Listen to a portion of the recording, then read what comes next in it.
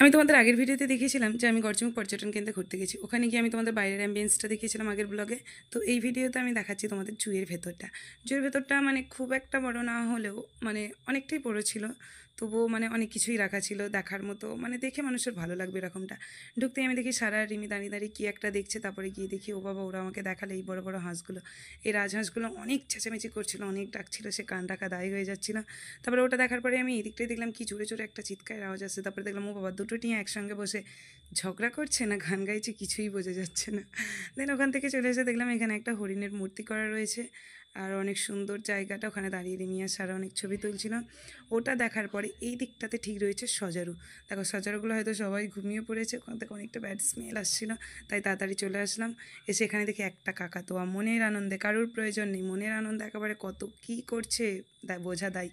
তারপরে দেখলাম এখানে একটা উট পাখির মূর্তি করা রয়েছে, ওটা দেখেই আমি বুঝতে পারলাম যে এখানে কোথাও উট পাখি রয়েছে। তাই খোঁজার চেষ্টা করলাম, অনেক জুম করে একটাকে দেখতে পেলাম। আর এখানে আর ছিল না। তারপর এখানটাতে আগিয়ে আসতে দেখি বান্দর মামা গালে হাত দিয়ে একেবারে বসে আছে, কী চিন্তা। ওরে বাবা, এইদিকে তো সব উট পাখিগুলো রয়েছে, সবগুলো এইদিকে, তাই তো এইদিকে দেখা যায় না। ও বাবা, কত ক্লান্ত হয়ে গেছে, বসে বসে আরাম করছে। ওখান থেকে আসার পরে আমি দেখলাম যে এখানে পাখি করা রয়েছে।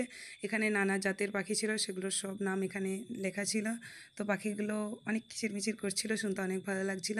আর পাখিগুলো সত্যিই অনেক সুন্দর, ক্যামেরাতে হয়তো ততটা বোঝা যাচ্ছে না। পাখিগুলো অনেক সুন্দর ছিল, ওদের পালকগুলো অনেক সুন্দর ছিল।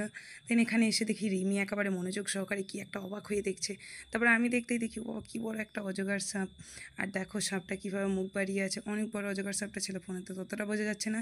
আর এই দিকেও আরেকটা রাখা ছিল। আর এই দেখো কুমির, কুমির শুয়ে রয়েছে, দেখে তো মনে হচ্ছে পুরো যেন পাথর, কিন্তু এটা রিয়েল ছিল, সত্যিই অনেক বড় ছিল। আর এইদিকে এদের দুজনের কাণ্ড দেখো। আমাদের তাকরিম সোনা আর মাহির সোনা তো খুব দুষ্ট, আগেই বললাম, এই ফোন কেড়ে নিতে যাচ্ছিলো। যেখান থেকে এসেছে সেখান থেকে ফিরে যেতে তো হবে, ওই হাত থেকেই ফিরে গেল। এখানে আমি এই দিকটাতে আসতে বললো যে এইদিকে নাকি হরিণ রাখা রয়েছে। আর এখানে সব থেকে বেশি যেটা আছে সেটা হরিণ। আর আমাদের হরিণ ছানাকে দেখো, চারিদিকে জুতো খুলে দিয়ে দৌড়াদৌড়ি করছে। ভাই বোনের কত ভালোবাসা। দেন আমরা ওই দিকটাতে চলে গেলাম, গিয়ে দেখি হরিণের এরিয়াটা মানে অন্যদের তুলনায় অনেকটা বড় ছিল। আর এখানে সবথেকে বেশি যেটা থাকতে হয় তো সেটাই হরিণগুলোই ছিল। আর অনেক ভালো লাগছিলো। আর এখানে আরও অনেক কিছু আমি দেখেছিলাম যেগুলোর ভিডিও করা হয়নি। আর এইখানে এই গিরগিটিটা দেখো, একেবারে মাথা নেড়ে নেড়ে ঝগড়া করছে। আর এরা দুজন তো বসে পড়েছে ফটো তোলার জন্য, রিমি আর সারা ম্যাডাম, বাবা কি বলবো। আর এইখানে রয়েছে কি মিছু বেরান না কী বলে, সেটা একেবারে আমার ভাইয়ের মতো অ্যাটিটিউড দিয়ে বসে আছে।